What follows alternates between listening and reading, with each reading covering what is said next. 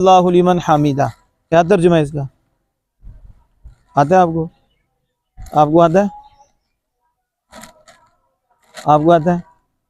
سمع اللہ لمن آتا ہوگا لیکن توجہ نہیں، یہ نہیں، یہی میں آپ کو جو اصل میں چاہتا ہوں نا کہ آپ کی توجہ قرآن و حدیث کی طرف ہو اور جو آپ نے علم پڑھا ہے اس کی روشنی میں ہو۔ آپ سامیہ سیکھا نہیں پڑھا آپ نے تو کیا ترجمہ ہے سامیہ؟ فعل ماضی کا سیکھا نا پہلا، کیا ترجمہ ہے سامیہ؟ اس نے سنا، یہی ہے نا ترجمہ؟ تو لمن حمیدہ اللہ نے سن لیا، ٹھیک ہے نا؟ سامیہ اللہ کس نے سنا؟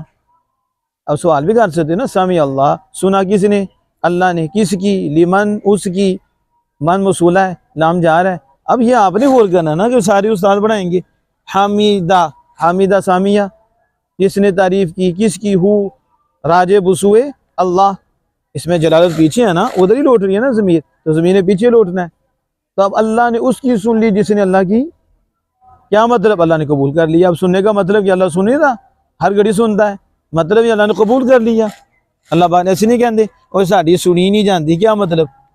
سنتا تو ہے، قبول نہیں ہو رہی، کہنے رہتے ساڑی سنوائی نہیں ہوندی، نہیں بولتے ساڑی ادھر سنی نہیں جاندی، سنتا تو ہے وے، یعنی فلاں بندہ نہیں سن رہا، قبول نہیں کر رہا۔ تو سمع اللہ لمن حمیدہ میں کیا ہوا؟ اللہ نے اس کی سن لی جس نے اللہ کی، ربنا لک الحمد۔ اب اس کا کیا ترجمہ ہے؟ ربنا، اب آپ کو بتانا چاہیے نا، مضاف مضاف الیہ بن رہا ہے، اور رب میں کیا ہے؟ یا محذوف ہے، اے ہمارے رب، ایک تو ہے لک الحمد، تعریفیں کس کی ہیں؟ لکا تیرے لیے، حمد حمد تیری ہے، اللہم ربنا ولک الحمد، اے اللہ اے ہمارے رب تعریفیں ساری تیرے لیے۔ لکا کیا ہے؟ آپ نے پڑھا نہیں ہے، آپ نے اس میں پڑھا ہے طریقہ جدیدہ میں، لکا نہیں پڑھا، لام جار و کام سے باللہ کا، تیرے لیے حمد، تعریفیں کس کی؟ تیری۔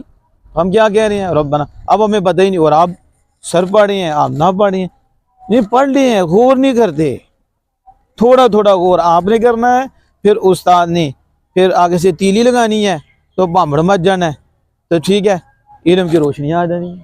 تو اب آپ کو کہ لکڑیاں بھی استاد ہی رکھے، تیل بھی استاد ہی ڈالے، ٹھیک ہے، ماچس بھی استاد ہی لگائے، تو تسی کی کرو گے؟ تسی سیکھو گے، ٹھیک ہے۔ تو آپ نے کیا کرنا ہے، سمجھ آ گئی نا؟ یعنی اللہ پاک آپ پہ فضل فرمائے اور آپ کو محنت کی توفیق عطا فرمائے۔